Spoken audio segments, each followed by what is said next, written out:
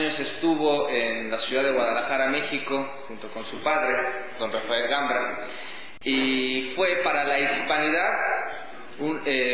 una fecha memorable. Aún recuerdan nuestras autoridades de la universidad los frutos de aquellas visitas, y lo digo esto no solamente como mera introducción histórica de una visita que de ninguna manera fue turística a México, sino quiero hacerlo porque don José Miguel Gambra, una persona de linaje carlista, desde su bisabuelo, general carlista, su abuelo, no digamos de su padre, quienes defienden un ideal que dentro del cuerpo doctrinal es definitivamente la tradición de la Iglesia Católica Apostólica Romana de los 2000 años y de la Iglesia de siempre, y defienden la confesionalidad de la institución y del cuerpo de la comunidad política de las Españas, y digo de las Españas, del imperio más grande, del imperio que más gloria ha dado a la hispanidad. Dejo con el micrófono al doctor José Miguel Gambra con su conferencia El post-concilio y la descentralización de España, tema que seguramente va a tener punta de alfiler, y esperamos después tener comentarios de todos ustedes, doctor. Muchísimas gracias.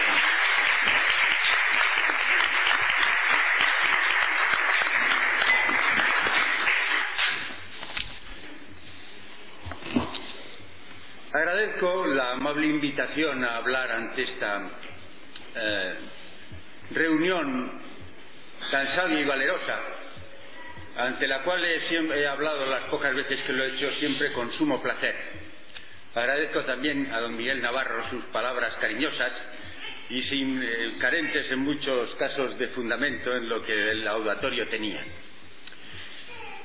También es verdad que después de la conferencia de don Miguel Menéndez Piñar, pues yo creo que podíamos cerrar y irnos a descansar. Pero bueno, parece que hay que cumplir con los programas y pues trataré de hablarles un poquito de ese tema, que en buena medida ya ha sido perfectamente, en sus principales aspectos ha sido ya perfectamente presentado por don Miguel Menéndez Piñar. La verdad no justifica la pesadez. Por eso no voy a repetir aquello de Menéndez Pelayo: España, evangelizadora de la mitad del orbe, España, martillo de herejes, luz de Trento, etc. No voy a repetirlo, pero es verdad. España ha sido seguramente uno de los países más cerca. ¿Sí? España ha sido seguramente uno de los países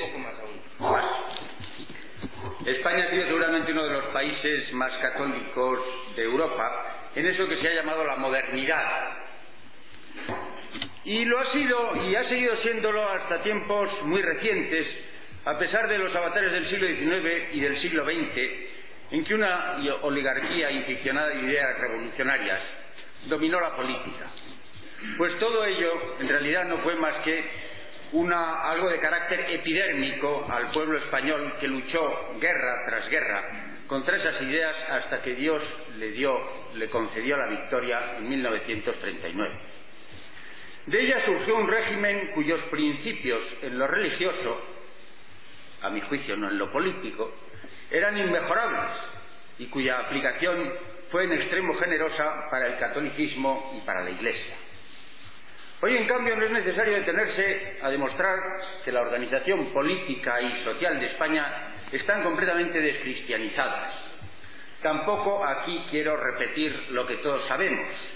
Tampoco aquí quiero ser pesado y repetir aquello del aborto, de la manipulación genética, de las leyes de enseñanza, de la televisión española con sus películas llenas de blasfemias y pornografía.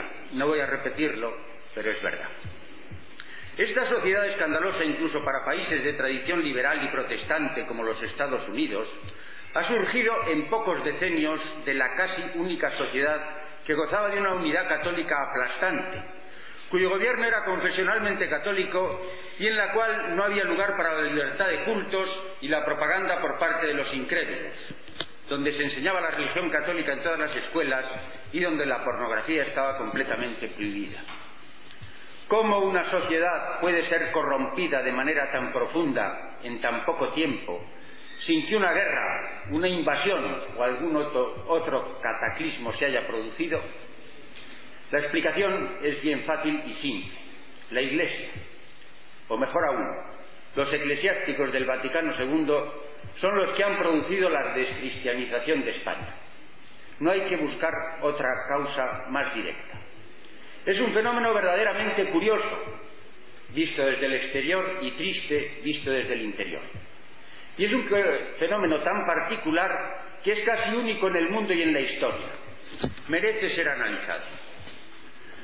La realización de los ideales de unidad religiosa no duraron en su apogeo en el régimen de Franco más allá de 20 años, quizá menos, pues la decadencia empezó muy pronto por influencia de adversarios interiores y exteriores.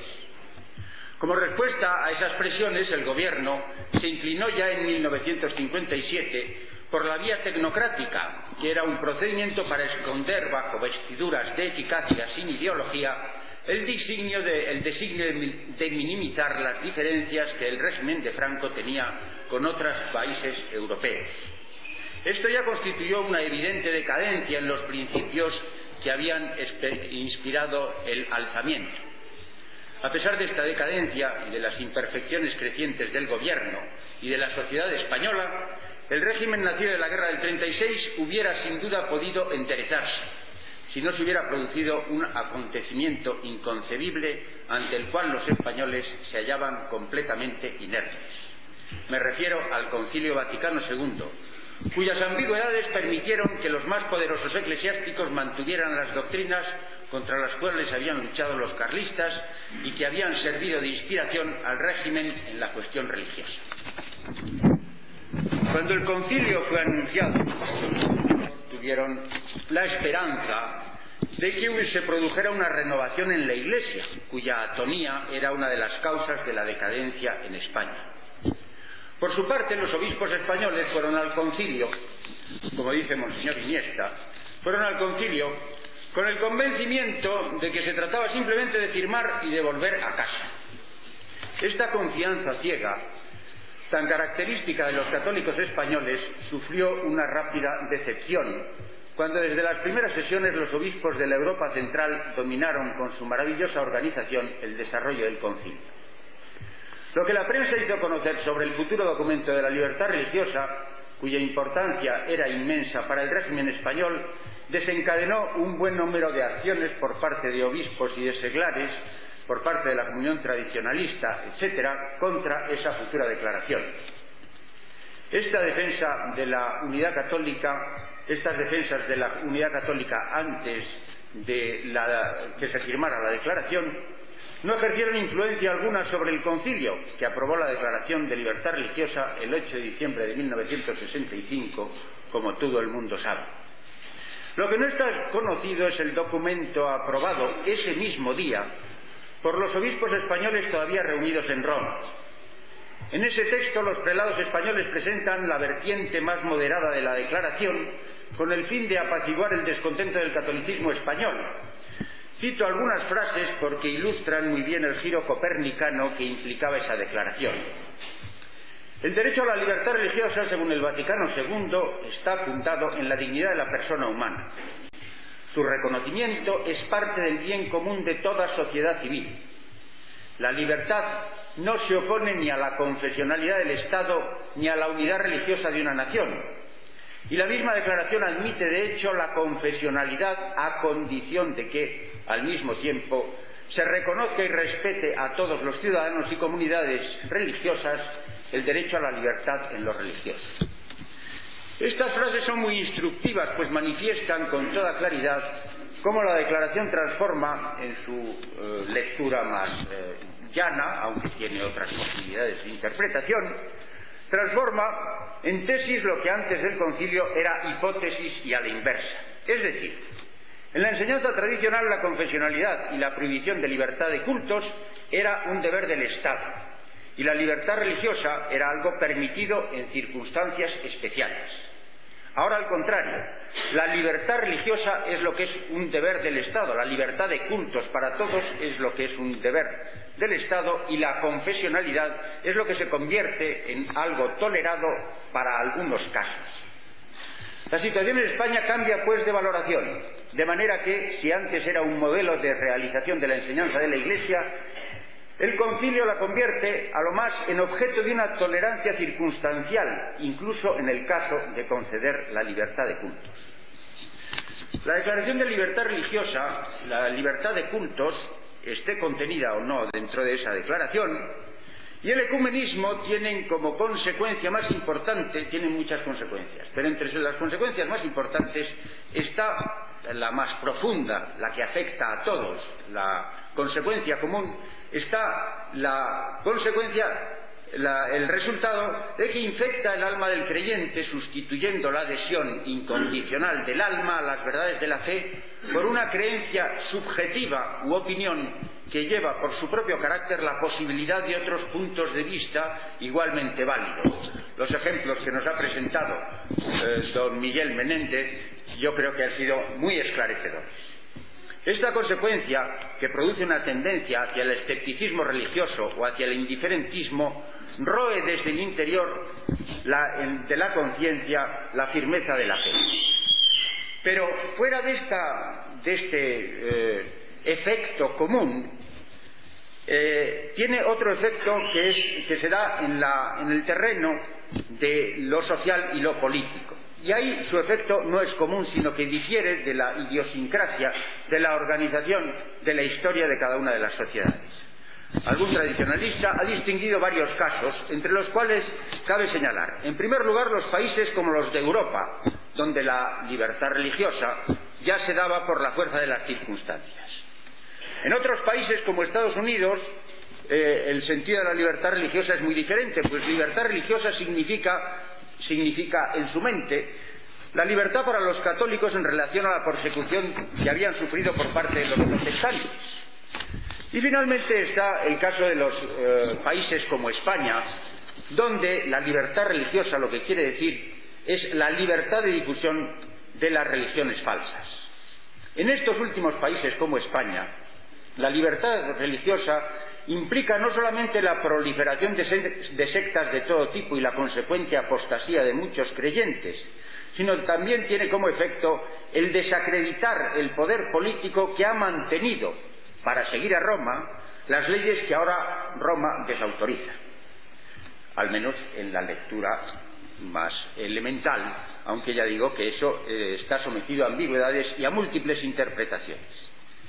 Ese descrédito y el consiguiente derrumbamiento de ese poder político se produjo en lo que se ha llamado la transición, que transformó el régimen político surgido de la guerra, uno de los más perfectamente católicos del siglo XX, en un régimen fundado sobre la Constitución de 1978, que es uno de los sistemas más laicos existentes en la actualidad. Entre los historiadores de ese periodo, algunos se preguntan cuándo empezó la transición. Si fue la muerte de Franco, o en el momento del asesinato de Carrero Blanco, o cuando los socialistas llegaron al poder por primera vez. Yo creo que lo más justo es decir que la transición empezó no en España, sino en Roma, y precisamente el día en que se aprobó la Declaración de Libertad Religiosa. Y el motor de esa transición no ha sido el rey Juan Carlos, Juan Carlos I, y ya está, o Juan Carlos, a secas, ¿sí?, como suele afirmarse, sino la ley española, cosa que sus prelados se complacen en señalar hoy, en muchas ocasiones, lo dicen ellos mismos, con la pretensión de atenuar la violencia laicista del gobierno del señor Rodríguez.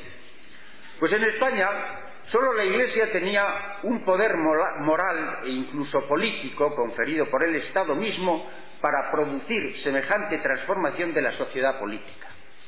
Los eclesiásticos españoles, en efecto, no se limitaron a forzar al gobierno para introducir la ley de libertad religiosa, cosa que obtuvieron relativamente pronto, en 1967, sino que, yendo mucho más allá de la letra del concilio, dirigieron todo el movimiento que acabó con la aprobación de la Constitución.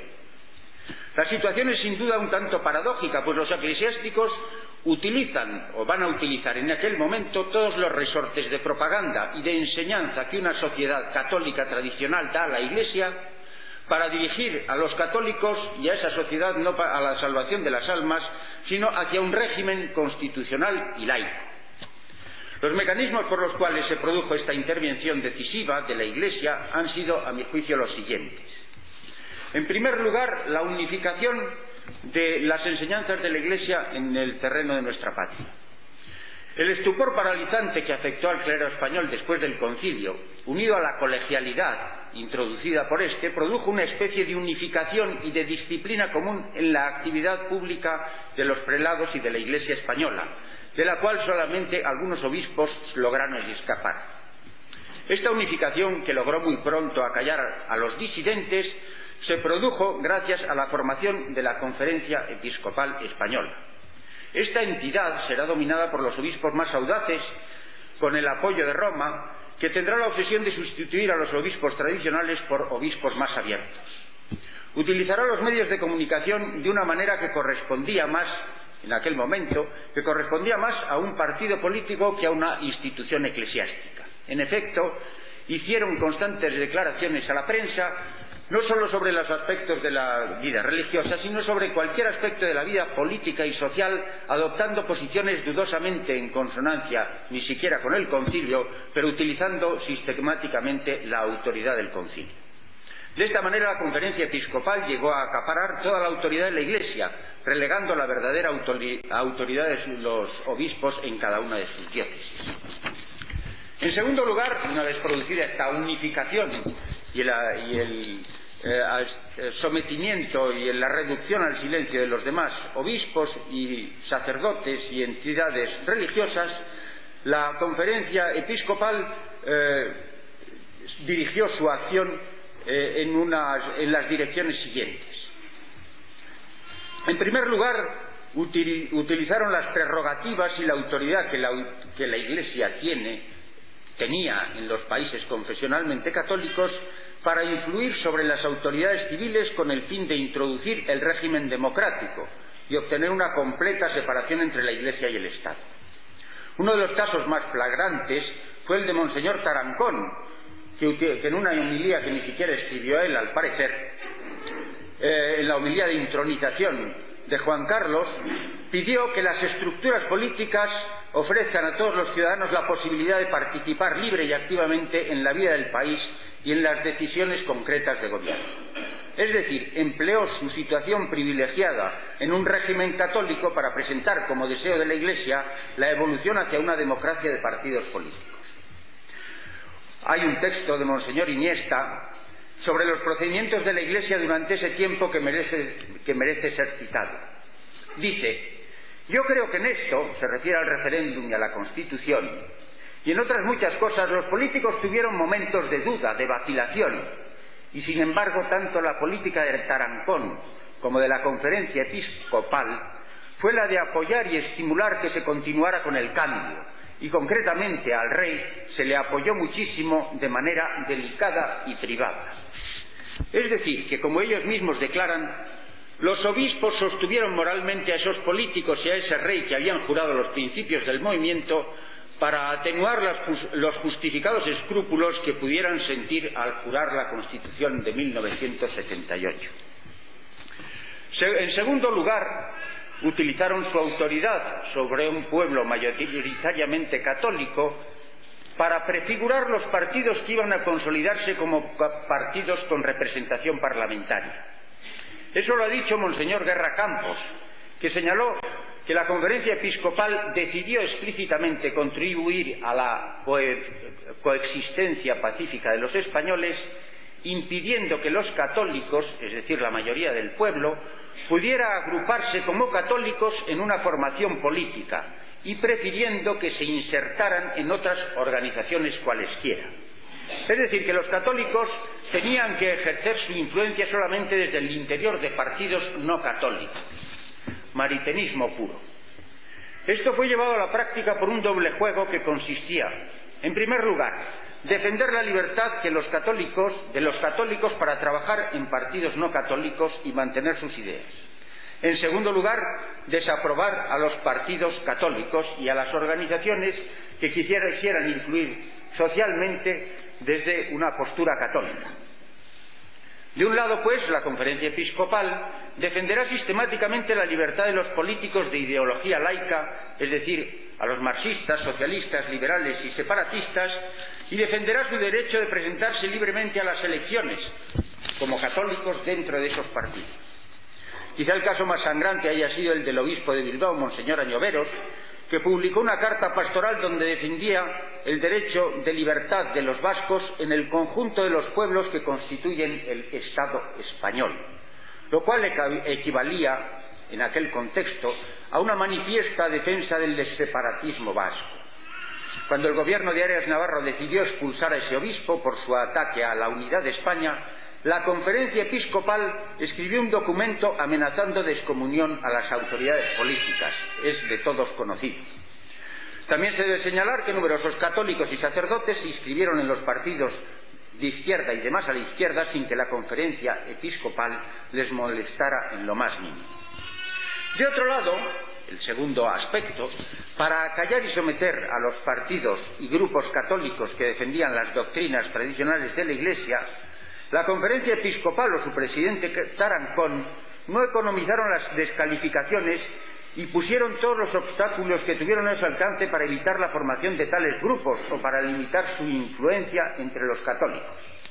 Las expresiones despectivas de Tarancón contra, por ejemplo, Fuerza Nueva y las dificultades que la Conferencia Episcopal presentó para la legalización de la hermandad sacerdotal son algunos de los ejemplos más llamativos a los cuales ha aludido, por cierto, ya don Miguel Menente.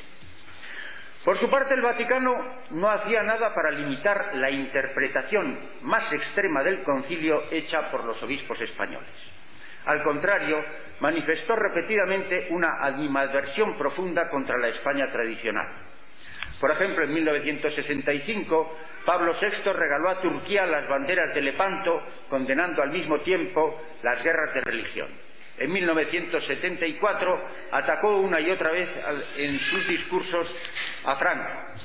Sistemáticamente arrinconaba a todos los obispos que no se plegaban a las directrices que provenían de él mismo y eran ejecutadas por Monseñor Dadaglio y tendían a implantar en España una democracia.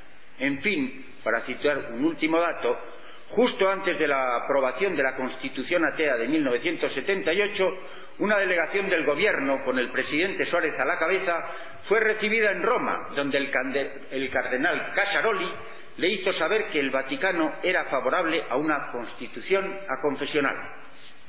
Da pues la impresión de que el abandono de la unidad religiosa de España ha sido para la Roma progresista el chivo expiatorio que había de entregarse al mundo moderno para que ésta le perdonara su constantinismo, pecado imperdonable de tiempos pasados.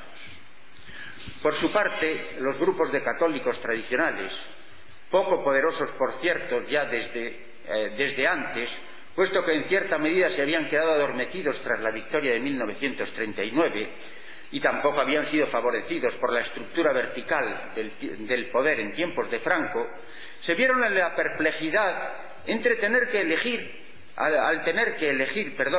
entre la adhesión incondicional a Roma y la adhesión a la tradición. Esta perplejidad, en la mayoría de los casos, se solventó a favor de la obediencia ciega, pues con ello se cree transferir la responsabilidad propia al superior y la conciencia queda tranquila. Este mismo espíritu de obediencia ciega es el que, sin duda, está a la base del fracaso de los partidos tradicionales y del éxito completo de la estrategia de Tarancón en la Conferencia Episcopal y de la Conferencia Episcopal, de Dadaglio en la Nunciatura e incluso del Papa en Roma. En el referéndum para aprobar la Constitución, los votos fueron favorables en un 90 y tanto por ciento a la Constitución, y en las primeras elecciones ningún partido parlamentario próximo al franquismo, sea tradicionalista o no, obtuvo representación parlamentaria, ni siquiera la democracia cristiana. Para terminar con esta triste historia, me han dicho media hora exactamente, no sé cuánto llevo, pero creo que terminaré en menos incluso. Para terminar con esta triste historia, cabe preguntarse cuál ha sido la situación de la Iglesia oficial en España en estos últimos tiempos. Su oposición a la existencia de la confesionalidad, incluso en el seno de los partidos políticos, no ya en el Estado, sino de los partidos políticos, tuvo como consecuencia que la Iglesia careciera en absoluto de poder legal para influir sobre el gobierno. Y entonces, ¿qué actitud tomaron en las materias comunes los obispos? En las materias comunes, es decir, en las materias en las cuales debieran entenderse el Estado y la Iglesia. Pues la respuesta es que esta actitud fue tortuosa en la práctica y oscura en la doctrina. Pues la Iglesia había defendido la separación del Estado bajo el pretexto de obtener su propia libertad, pero en la práctica han tratado de mantener ciertos privilegios, cosa que, por cierto, los gobiernos laicos anteriores a Zapatero se apresuraron a conceder. Esta condescendencia se produjo, sin duda, a cambio de una beligerancia moderada y de una dosis de ambigüedad doctrinal por parte de los obispos que fue suficiente para desalentar cualquier empresa política seria procedente de la gran masa católica que todavía existe en España. Hoy, ante el desastre de este gobierno socialista, a quien Dios confunda, a los prelados españoles les ha bastado con mover un vergonzante dedo a través de entidades interpuestas para verse apoyados por masas de católicos en manifestaciones multitudinarias. Pero son incapaces de explotar este éxito por culpa de los principios de aconfesionalidad del Estado y de libertad religiosa, por aceptar las doctrinas de la dignidad de la persona y de los derechos humanos, todo lo cual no son más que quistes paralizantes sin cuya ablación no cabe esperar que dirijan rectamente la acción política de los católicos. Por eso termino recordando algo que dije, creo, ya hace 5 o 6 años aquí. Termino recordando que, como en otro tiempo hicieron los carlistas y también los cristeros, de los cuales tenemos aquí un magnífico representante en la figura de don Miguel Navarro, descendiente de cristeros, hemos de luchar por los derechos de Dios y de la Iglesia, aunque en la mayoría de los casos los curas y los obispos nos nieguen su bendición. Gracias.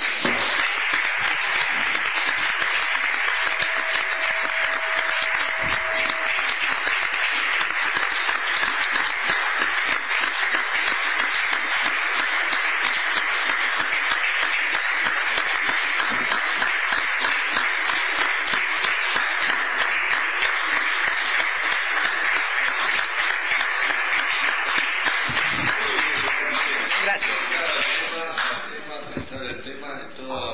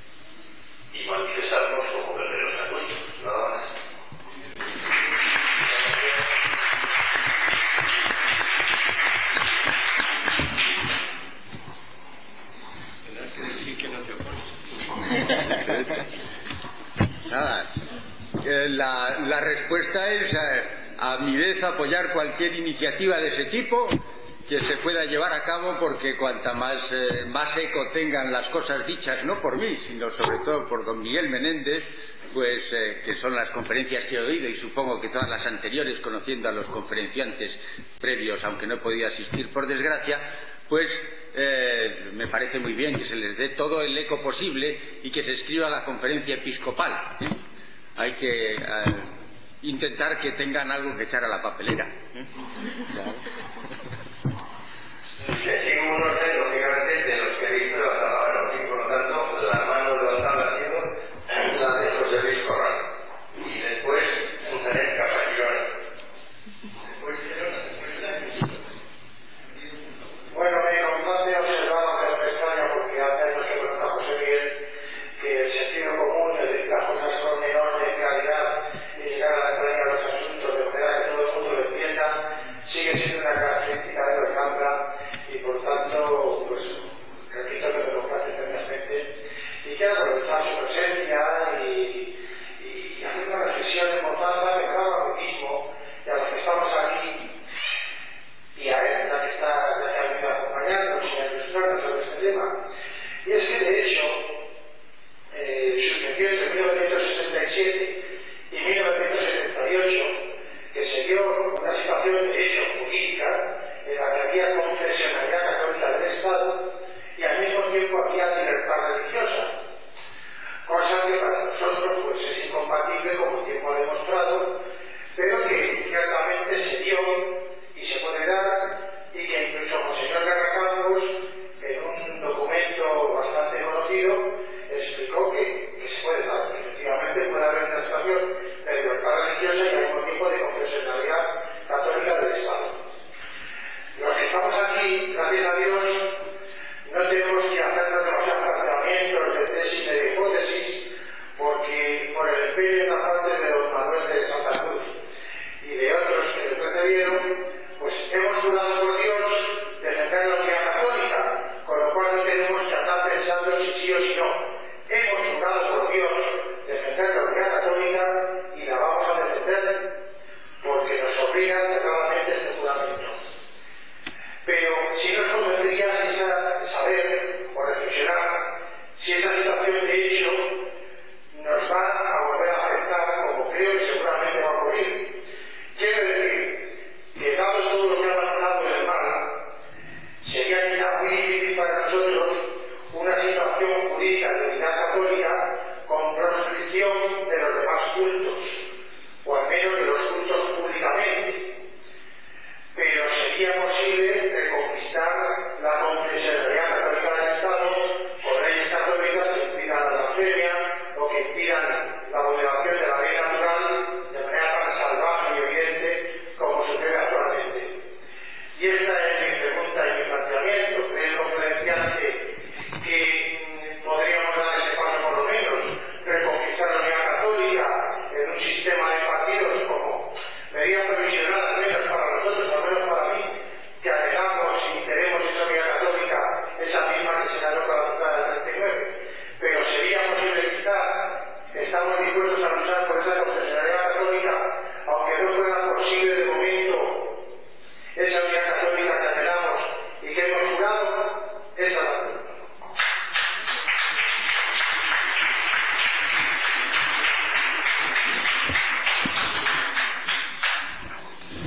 Te están haciendo pasear.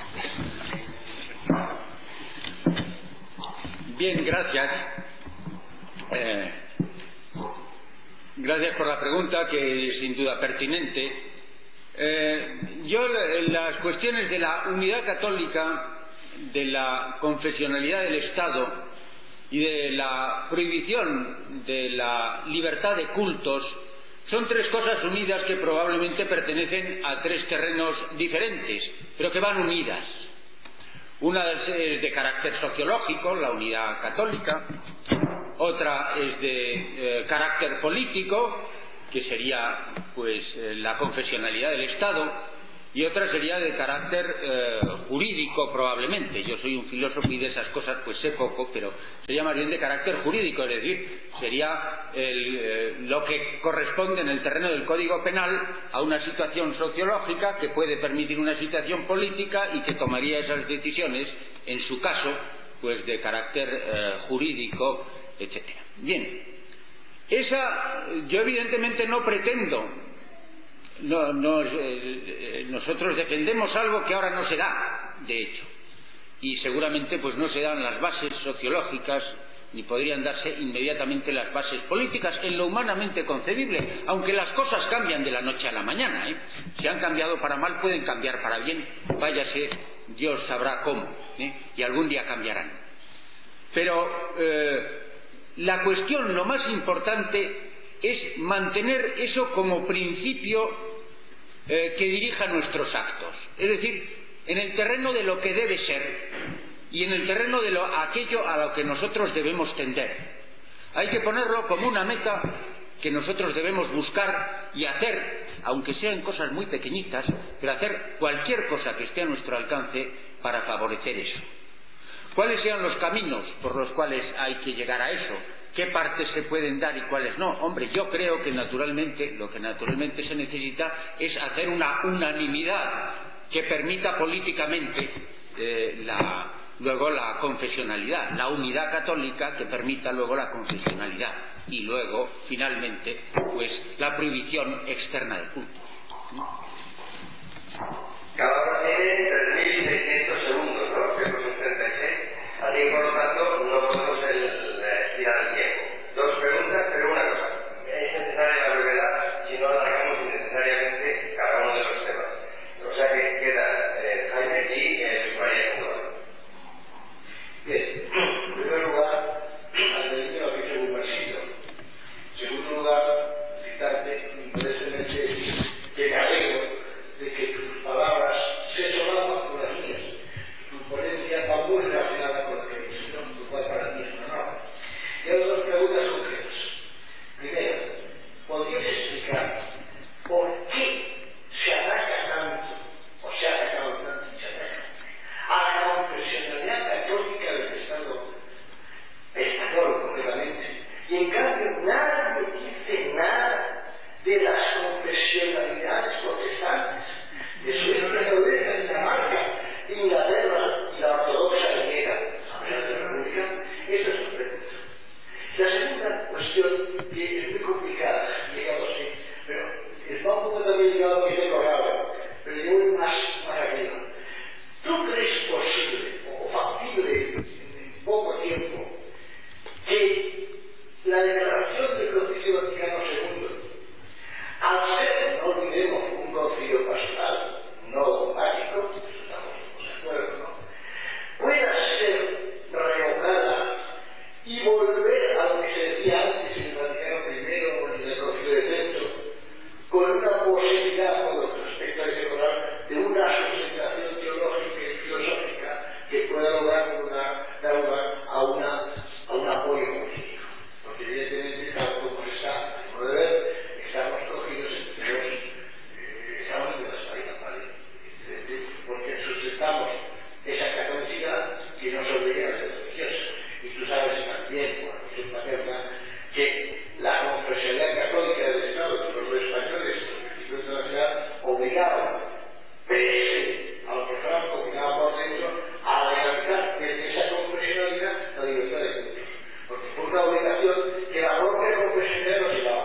Esto está muy bien. Pero mi pregunta ¿es posible o factible en poco tiempo que haya un concilio pastoral, o tal vez dogmático, que derogue ese decreto?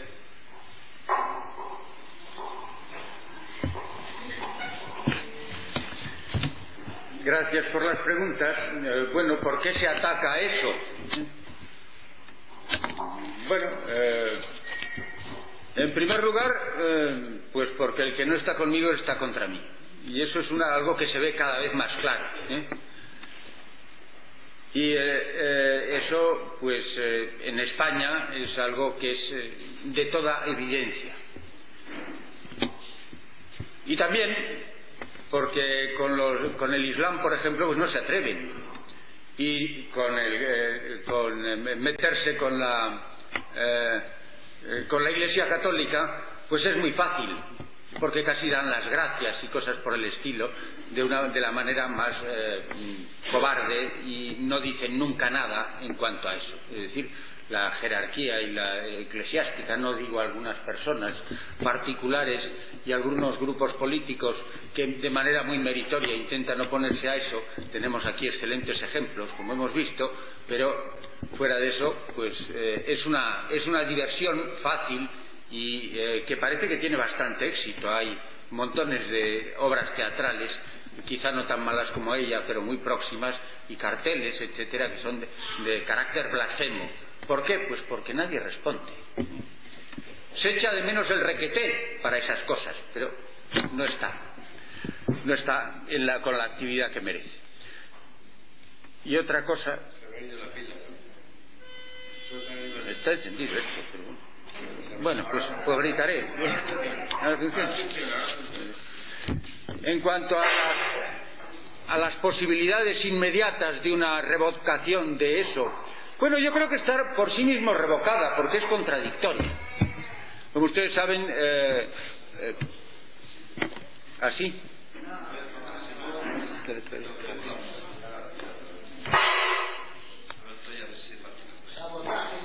Sabotaje. Bueno. Oye, si lo tenéis apagado, no funciona. Está diciendo, sí o no. Sube o baja, la bolsa cómo va ahí. Pero lo dejas así. Pero se hace así. ¿Y ahora?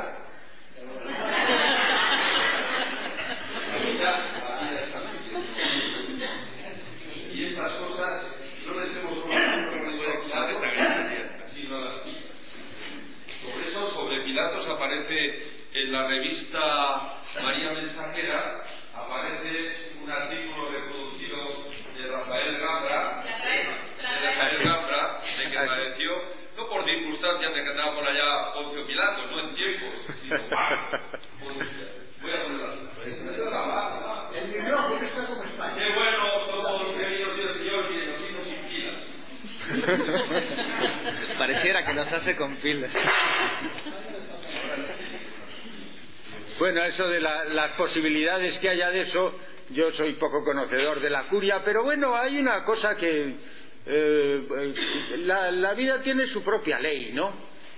Y en cierto modo, pues el matrimonio de los sacerdotes fue maravilloso para la Iglesia, porque si no se hubieran, es decir, que los sacerdotes no se puedan casar, fue una cosa estupenda para la Iglesia en el posconcilio, porque nos libramos de muchos sacerdotes que dejaron de poder ejercer su ministerio y que de otra manera pues se hubieran quedado ahí dentro de una manera mucho peor y ejerciendo mucho más mal.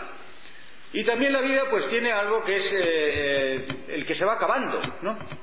Y la generación inmediatamente, y es algo que digamos sociológicamente observo, la generación inmediatamente superior a la mía, pues se va acabando, y yo también me acabaré dentro de no muchos años, y entonces lo que viene detrás me parece que es mejor, ¿sí? ¿Y qué hay que hacer con eso? Pues bueno, como la declaración es contradictoria, el Papa Pablo VI puso delante que después de la declaración dijo: la declaración esta dice lo mismo que ha dicho la tradición. Pues como lo que decía la tradición era clarísimo, pues nos olvidamos de todo lo que viene detrás y se acabó.